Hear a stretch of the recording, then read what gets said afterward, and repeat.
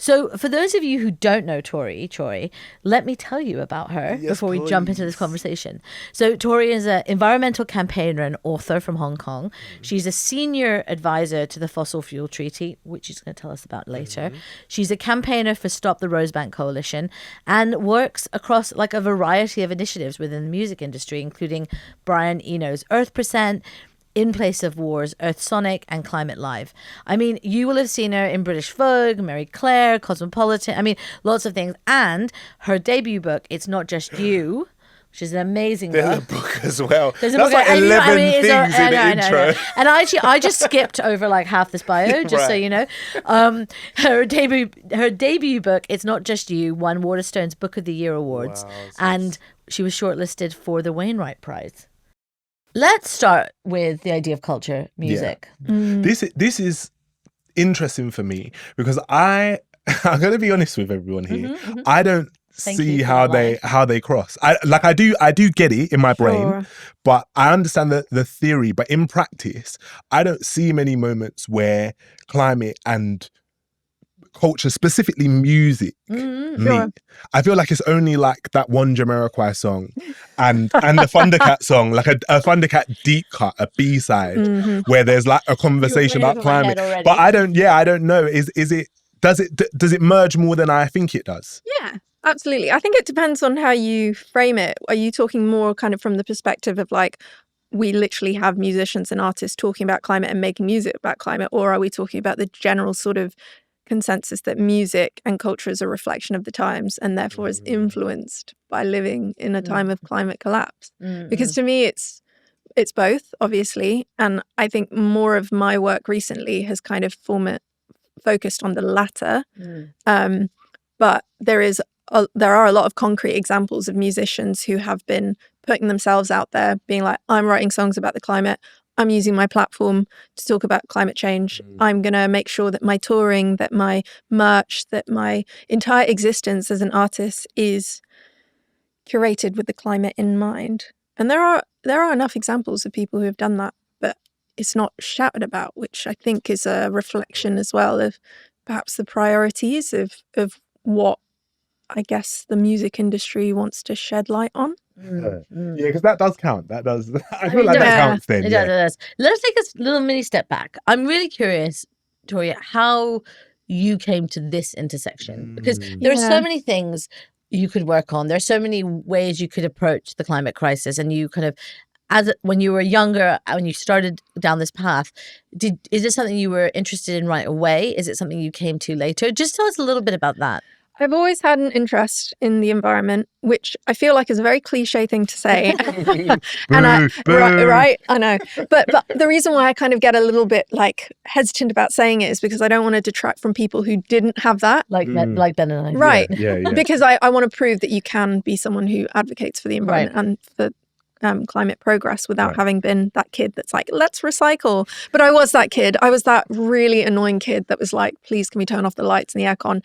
And now fast forward like 30 years later, I'm someone who's like, oh, we need to take down the fossil fuel industry. So it's evolved. It's a bigger light switch. Yeah, exactly. Nice. Like a much bigger light switch. And I think the music aspect, well, everyone loves music. Yeah. It's always been a huge part of my life. I was a very, very frequent gig goer growing up. And I think, there were moments of my childhood and my teenage years where I was quite lost. And I really relied on music to kind of make me feel at home in myself. And I fell into this sort of weird like little job where I did music PR in Hong Kong for a while. And I thought, I really want to work in the music biz.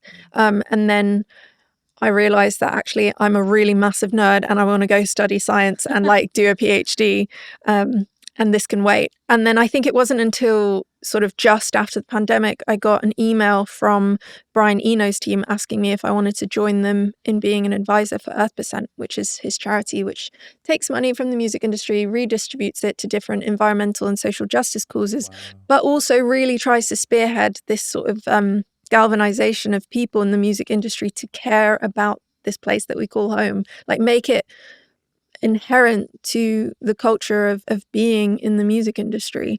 And then, that starts, and it was almost like a lightning rod for other things to come my way. I started working with Billie Eilish quite a lot specifically on her initiative Overheated. I've worked with Massive Attack. I've worked with lots of different artists who want to use their platforms to talk about climate, but also other social justice causes like the genocide that's happening in Palestine.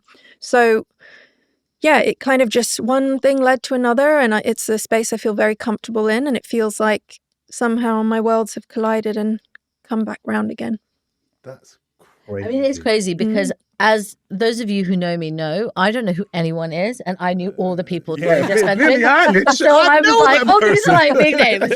Yeah. How nuts is that? So does it feel like you're in the right place doing the right thing in this moment? I think so, yeah. I mean, I'm obviously still a campaigner, and a huge part of my advocacy focuses on fossil fuels, but I don't see them as separate. I think that if you're going to talk about the climate, you have to talk about fossil fuels. Right. And I think if you're going to talk about any form of injustice that we're facing at the moment, fossil fuels are kind of like, they're like the blood that pumps this very corrupt heart that is, dictating the way that the world is going at the moment. So I think that everybody should be talking about fossil fuels. And I think that music is an amazing conduit to communicate some of these ideas when the facts and figures don't really work. And this is interesting because campaigning is how I knew you. That's the work of yours that I've been following. And so the music stuff seemed like it had like completely come out of left field. Like it just looked super random. Yeah. But I guess when you think about it, music in culture has been part of every significant shift historically. Every significant moment of like social change or social impact, I feel like music has played a part in it. And so that's cool that like you're getting the opportunity to match those two things together. Does it feel like is it a big movement that's going on? Like, is there lots of stuff happening?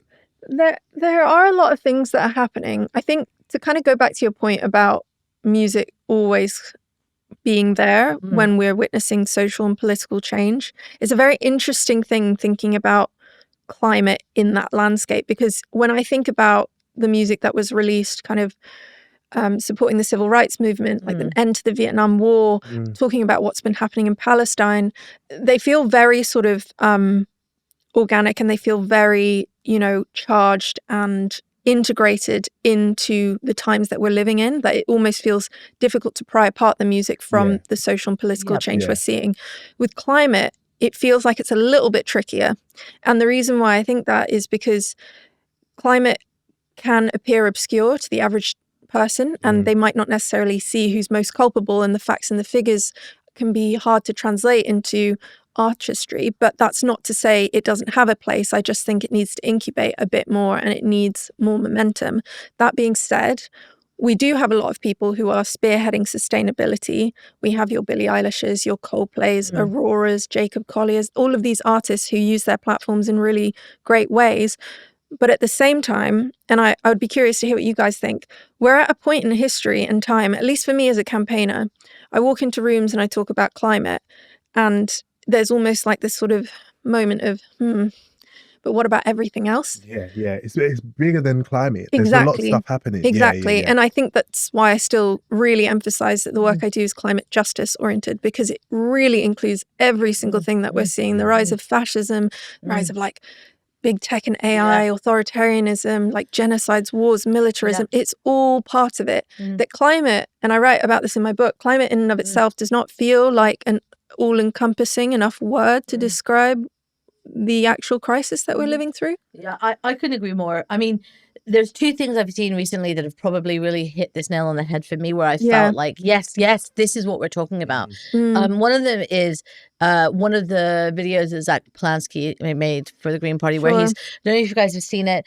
he's on a beach. No, I've only seen the ones of him walking down the road. Those are my favourite ones. I really like with Dommy Palmer when they did like a little trend. No, this is actually kind of, let me paint the picture. So Zach Polanski is on it's obviously like one of the coasts of the UK, because it's like pebbly and stormy, and it's a British seaside, and he's in his like waterproofs and whatever, and he's like, I met a guy here the other day who was carrying a gun, and it immediately hits you because you're like, wait a second, I thought the Green Party is going to be talking about like coastal erosion. Why are we talking about this? And he asked the guy, why were you carrying a gun? And the guy said, to shoot people coming in on the small boats. Right. Which is what a start. Video. And Anyway, the video goes on for a bit. And then later on he says, now you might be wondering, why is the Green Party talking about this? And he says this line, which I think, well, it's what made me join the Green Party, actually. He said, the same thing poisoning our rivers is poisoning this man's mind. Absolutely. And I was like, I have not seen a better articulation of what we are up against than this. And I think it was the same thing recently about someone was writing on LinkedIn, I can't remember who, unfortunately, about how if you're feeling like you're working in climate and you're seeing all this, I'm going to say this word now and you can choose to cut it, and you're seeing all the Epstein files being released and you're feeling like, what am I doing? You know, the person said, and I wish I could remember who it was, these are all the same things woven into the same system. Absolutely. So whatever thread you're pulling on threads to unweave the system. Yeah. So I think it's this feeling. Sorry, I think this feeling of if it's bigger than us, it's interesting that people come at you with this. I think it just speaks to how we're feeling overwhelmed and how that is intentional. Absolutely. Yep. I would say that there is an intentional overwhelm. That's always been a tool of fascism, is also to squash our imagination, which is why I think the arts are so important during this time. And that's why I think there's also this real gravitational pull for me to work in the arts, because there are no better messengers than artists. Agreed. And I think they have such cultural power as well. And they have the financial power in many ways. I'm not necessarily talking about the smaller artists, but when you think about the big artists in the industry, that's create industries. Wherever they go, they carry an industry with them. Exactly. I'll give you an example of something that I remembered, which was that I remember when Taylor Swift, I think she must have been doing her Eras tour, there was this discussion about how H&M created this display of all the clothes that could mimic Taylor's outfits on the Eras tour, and it like boosted their sales and revenue. I mean, every city that Taylor Swift has gone to is apparently just like driven up revenue of these places. Not to condone H&M or any of these things, but I think it just goes to show like the certain level of power that these artists have. And oh my God, if someone like Taylor Swift decided that she was going to be a climate baddie overnight, things would change, you know? Things would really change. Absolutely. And we know this historically, right? Because if we look at all those movements that you mentioned before, the civil rights movements, I think about things like Woodstock and the peace movement. I mean, you cannot think about those moments in history without thinking about the music. Yeah, absolutely. And I wanted to come to this part of the conversation because there was something interesting you said earlier about the idea that culture or music changes things, culture changes things, and that it's really important for the climate crisis to be a part of that cultural conversation. Absolutely. But I also think it's really interesting because it almost feels like we're a little bit late to the conversation because from my understanding, maybe you can correct me here, Big Oil has been investing in culture, right? Like the investment has been there, just not in the right direction in terms of like miseducation, in terms of gaslighting, in terms of covering over stuff that's been happening. I'm wondering if you've got any examples of like that kind of stuff happening, because I feel like it happens all the time. It does. But I really struggle to put my finger on it when I see it happening. Yeah, it's endemic. I think sponsorship is such a huge area to tackle because it's not just the music industry, it's sponsoring museums and arts and cultural institutions. But we are seeing grassroots movements who are actively fighting against that. And you are seeing artists who are also pushing up against having something like fossil fuel sponsorship. I kind of want to, elaborate to people why that is the case, that we're seeing fossil fuel companies sponsor these events. And it's a way of obscuring their responsibility. I'm sure you guys have spoken about the social license, the justification to exist, their cultural relevance. And also, I think there's something to be said about how when you have a fossil fuel company sponsoring the arts, it just makes them more palatable and more pleasing. And it feels like if you're to attack the fossil fuel sponsorship, it's akin to attacking art itself. Yeah, you're taking away the art. From the exactly. artist. And that is the thing that is so tragic. And it makes me ask, okay, but then what is the point of culture and art if not to take a stand and create change in society? And someone unfortunately has to pay the price, and more often than not, it's the smaller artists. But I think about the times that artists have stepped away and said, for instance, no to Barclays, who have been sponsoring lots of Live Nation festivals. And in fact, it got to the point where they actually stopped that sponsorship because of the backlash. Yeah. So Live Nation is no longer sponsored by Barclays. I also did this activation with the Fossil Fuel Treaty and Massive Attack last summer, where the Fossil Fuel Treaty was being endorsed by Massive Attack. And we'd found out just a few days before I was due to go on stage and speak at their concert that Barclays had just signed a deal with the Co-op Live Arena. And of course, knowing the guys from Massive Attack, they were like, absolutely not, but we're legally tied to doing this. Yeah. And so I was just like, I'm going to say something.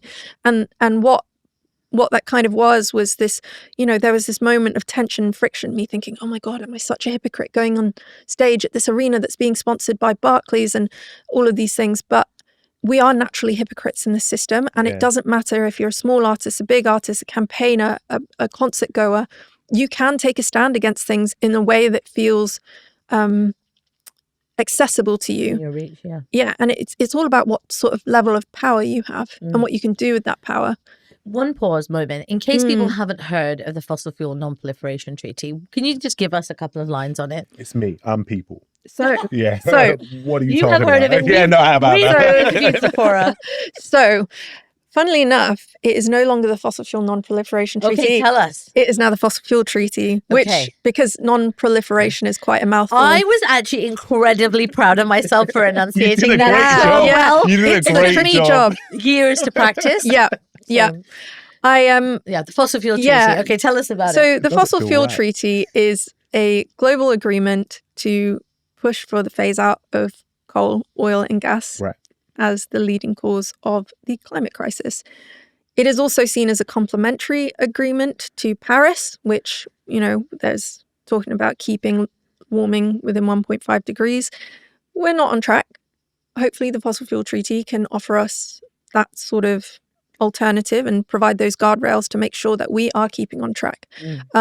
It really is quite explicit in the name fossil fuels, and I'm hoping that with a treaty like this, it will actually get us to a point where we can have these hard conversations and where countries all around the world, specifically those most marginalized, feel equipped to have a just transition, which has not been afforded to so many people before. The Fossil Fuel Treaty it's an amazing initiative. I'm really, really blessed to be working with them. And I'm also really grateful that they see the power and the importance of the arts in their advocacy. Because this is what I wanted to ask you about, because we're really familiar with the treaty here at the podcast. We've had Sephora on a few times. I love Sephora.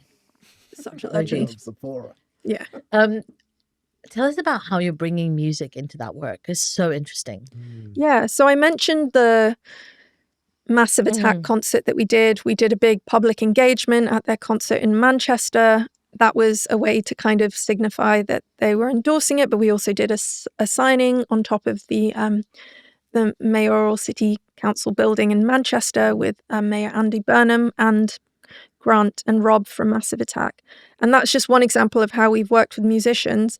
The other way is way back when, I think it was 2 summers ago, Brian hosted an event in his studio. Brian Eno hosted an event, and he invited the Fossil Fuel Treaty folks down. And we also have a band called This Is Our Home Project. They're amazing Pacific Islander musicians. Yes. And Brian Eno filmed it and sent the video to Chris Martin, and they went on tour with Chris in Australia and New Zealand to promote the Fossil Fuel Treaty. So those are just 2 concrete examples of how we've worked in the arts.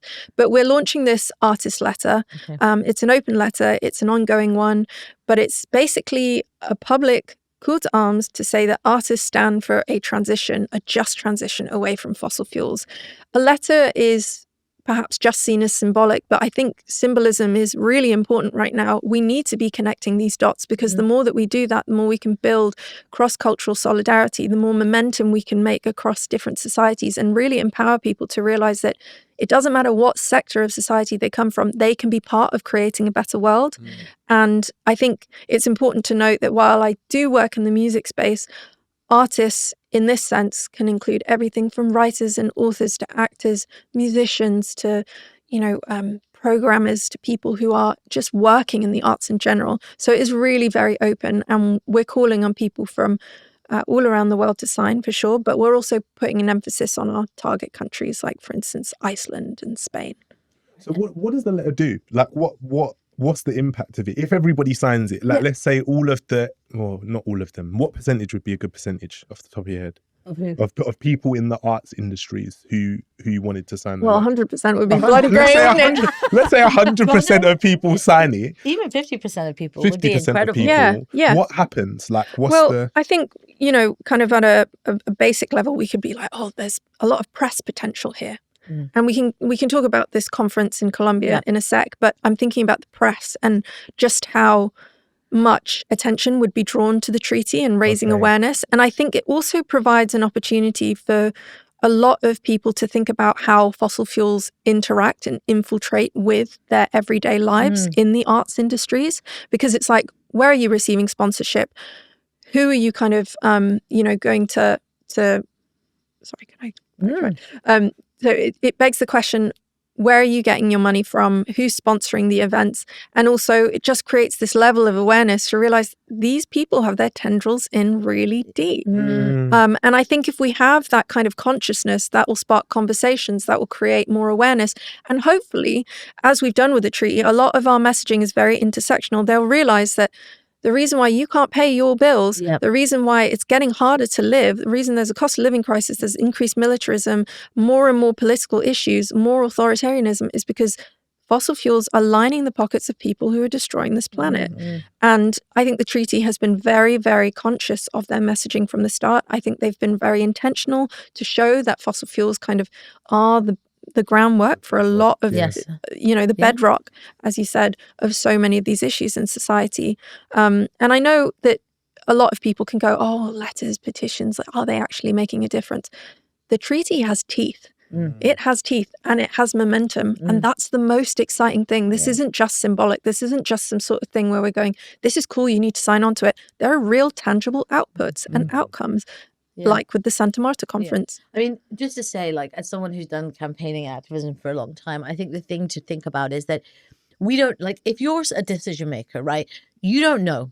Like, you don't know what your quote unquote constituents, whatever that is, really think. So what they think or feel. So like if it's you're a politician, that's your geographic constituents, right? Like that's your physical constituency as an MP.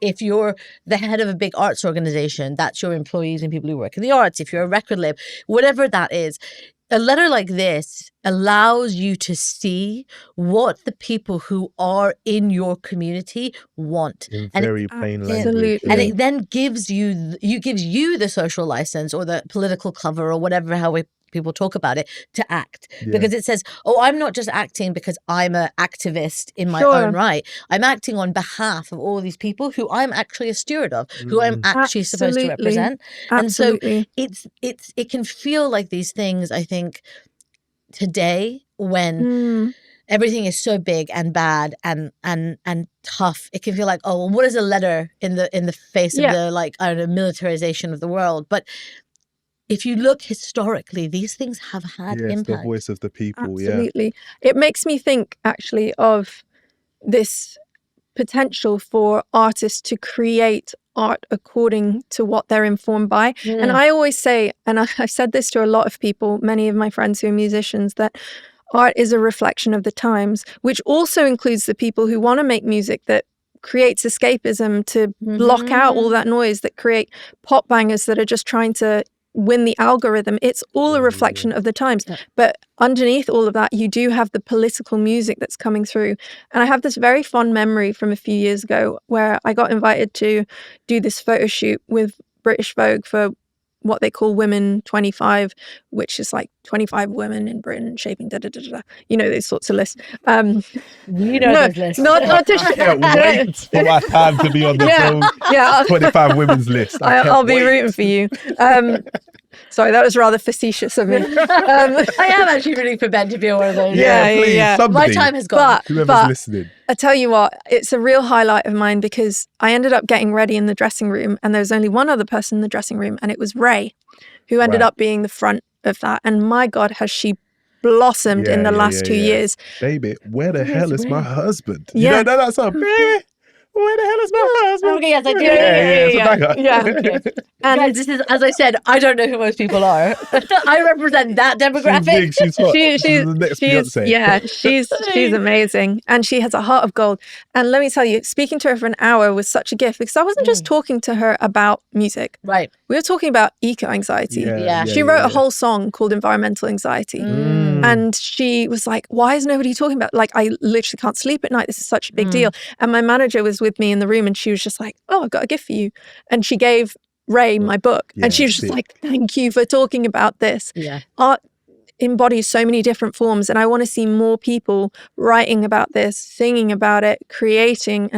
And I feel slightly frustrated almost at artists who, I get it, they're trying to make ends meet.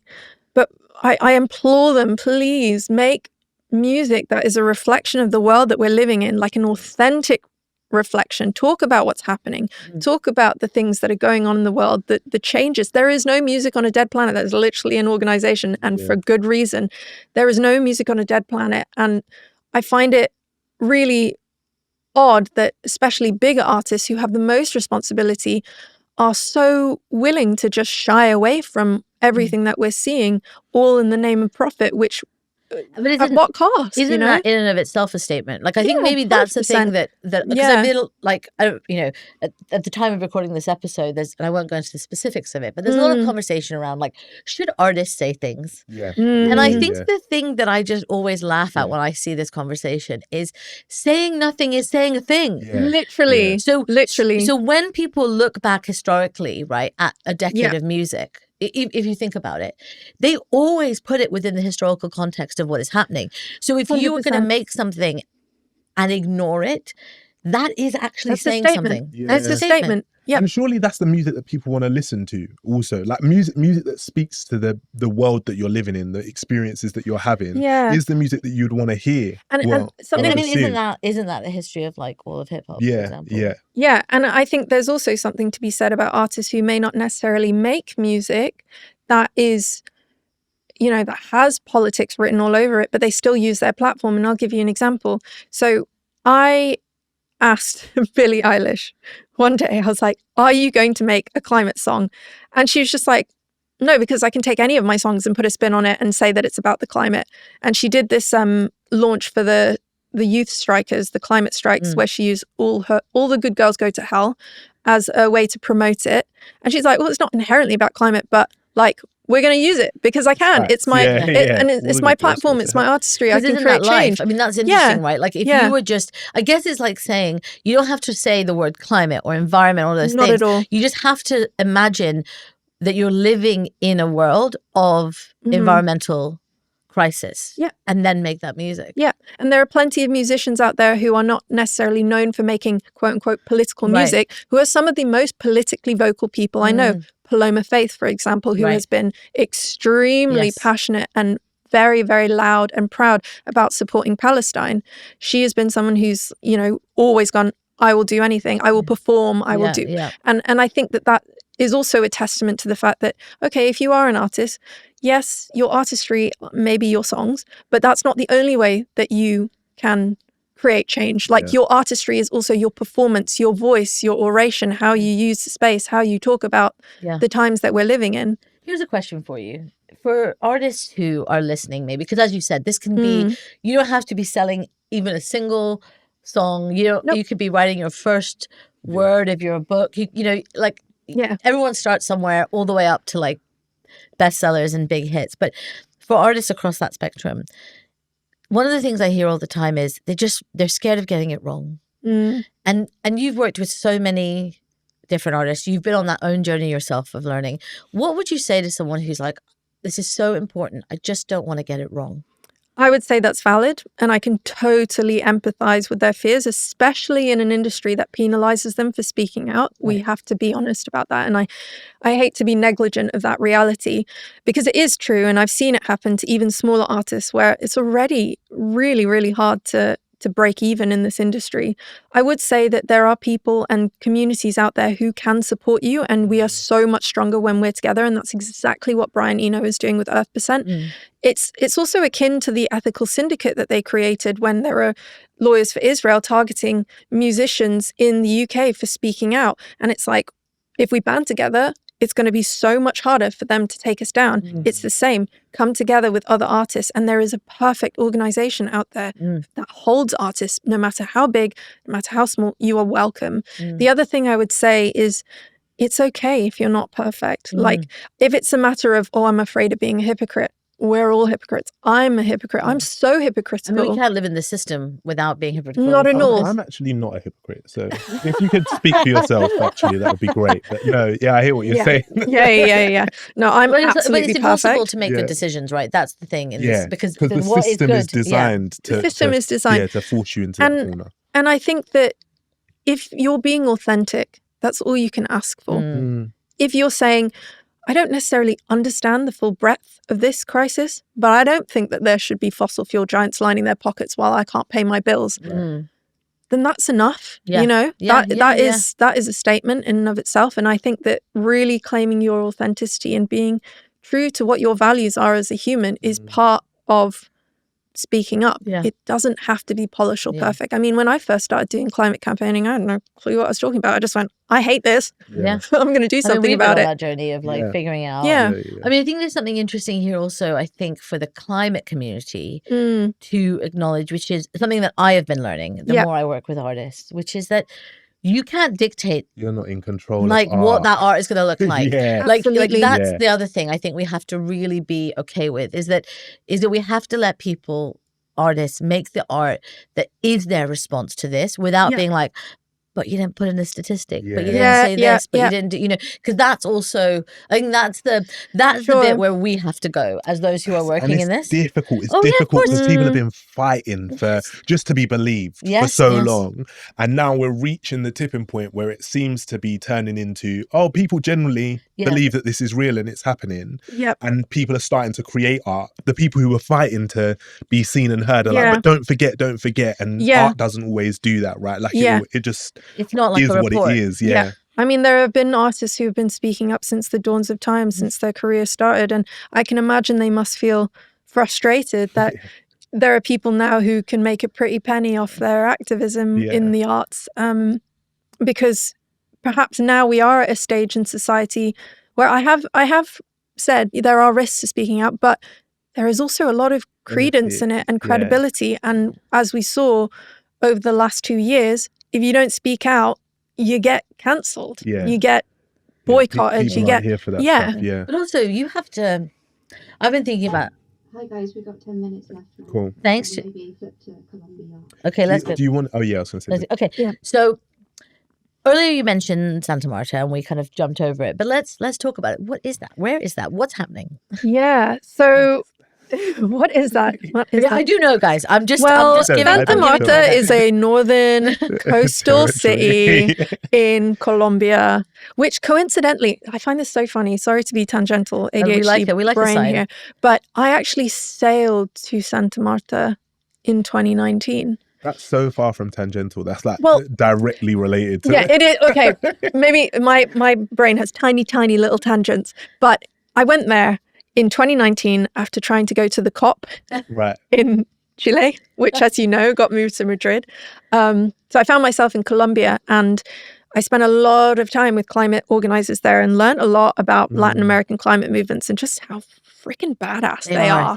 So cool and amazing, because it was not just about the climate. It was so rooted in social justice. So to see that the Fossil Fuel Treaty is collaborating on a conference nearly 7 years later, in Colombia, in that very city where I learned so much about how to be a good organizer, is incredible. So it was born out of the COP30 in Belém. And as I've alluded to before, Paris is struggling.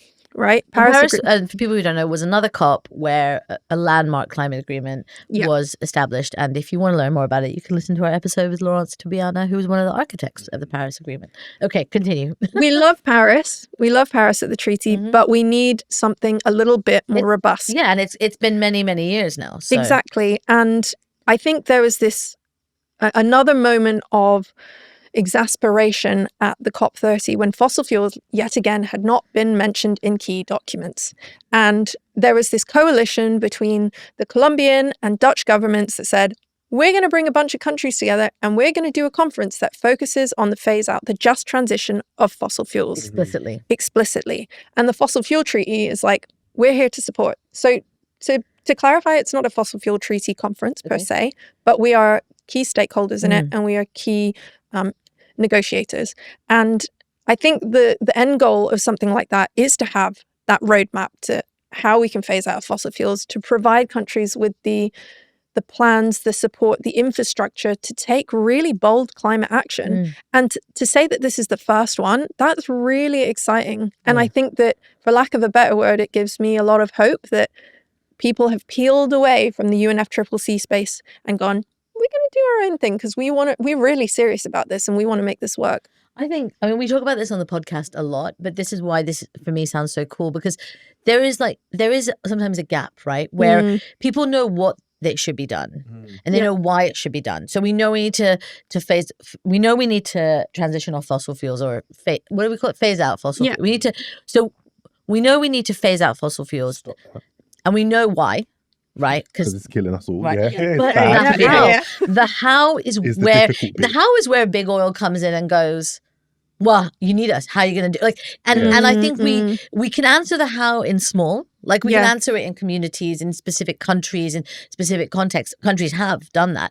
The idea to be able to answer the how in a way that works for the world, globe, you know. And is just, I think, will be like a missing piece of the puzzle. I agree. And I think that's the key word here is just transition. Like, how do we allow space for, say, global South countries who have growing economies to be able to afford a transition and make sure that nobody gets left behind and given the time to phase out, because that's a very costly thing to do. Yes. And I think that's why we need to also emphasize that there is a historic and continued responsibility of global North countries, those most richest, those who have the biggest carbon emissions outputs, to take greater responsibility for the just transition. That being said, I think it's really, really important to clarify that this conference is not an act of charity. It's an obligation. It is an obligation for big countries, big polluting countries, rich countries to do right by countries in the global South. And I think the thing we never talk about, right, is that the leapfrogging over dirty fossil fuels for countries who are still developing in their economies and is sometimes better for them. But actually, we've been sold this narrative that if you have natural resources, you have to exploit them. Yeah, you have to extract them. And yet, look at how are you going to make money? Unless you're a colonizer, you've never benefited from exploitation. You look at natural resources. You look at countries that are natural resource rich in the global South, and actually, except for a small 1% of those countries who have extracted and benefited, the vast majority of those people have never seen a penny of that natural resource wealth. So I think also giving this plan, not giving, but developing this plan with people from all around the world also allows us to counter that really harmful narrative. Yeah, that is a very, very endemic narrative that I think I've seen, and not just within the climate movement, but just from like lays people who kind of go, but what about this? Like, you know, they need to be able to make their money with fossil fuels too. And it's understandable. Like, yes, sure. We you know, if you are in countries that actually don't have electricity, you know, yes, we can't come in and say, well, you can't have that because it might be, but the reality is that that's not the conversation. The conversation is actually like, well, you know what, instead of spending 10 years building a gas pipeline that will mean you're in debt to whatever other massive country, you can get electricity years faster if you install solar. I think you just have to ask that question, like, who is actually benefiting from this? And when you start to follow the money, you realize it's not these countries. Exactly. And there's somebody else who's profiting from it. But I really do feel this deep sense of excitement and hope for Santa Marta. I think it's something that's long overdue.